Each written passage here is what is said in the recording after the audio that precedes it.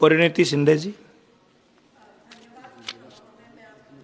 मी महाराष्ट्रामध्ये नुकतीच झालेली जी अतिवृष्टी आहे त्याच्याबद्दल बोलू इच्छित आहे. महाराष्ट्रामध्ये सप्टेंबर महिन्यामध्ये खूप मोठ्या प्रमाणात अतिवृष्टी झाली आणि पुराची परिस्थिती निर्माण झाली, ज्याच्यामुळे हजारो शेतकऱ्यांचा संसार उद्ध्वस्त झाला.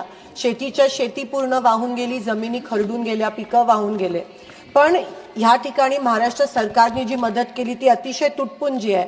आणि त्या उलट अतिशय लाजिरवाणी गोष्ट अशी आहे की केंद्र सरकारकडून आम्हाला जी मदत प्राप्त होणार होती ती अजूनही प्राप्त झाली नाहीये, कारण महाराष्ट्र शासनाने केंद्राला अजून प्रस्तावच पाठवला नाहीये. कालच ह्या सभागृहात मिनिस्ट्री ऑफ होम अफेअर्सनी कन्फर्म केलं की महाराष्ट्राकडून कोणत्याही प्रकारचा प्रस्ताव या ठिकाणी केंद्र शासनाला NDRFच्या माध्यमातून प्राप्त झाला नाहीये. आणि त्यामुळे अनेक महाराष्ट्र, खास करून सोलापूर आणि उस्मानाबादच्या शेतकऱ्यांवर खूप मोठ्या प्रमाणात त्या ठिकाणी अन्याय होत आहे.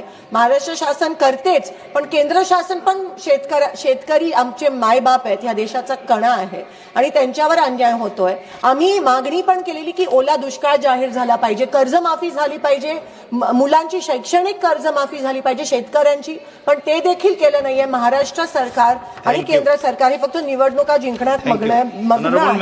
आणि शेवटचा विषय असा है कि फार्मर आईडी की जी अट है, KYC साल में 4 बार की जाती है, उसकी कोई जरूरत नहीं है. वो क्राइटेरिया रद्द करके हमारे किसानों को तुरंत मदद मिलनी चाहिए केंद्र सरकार.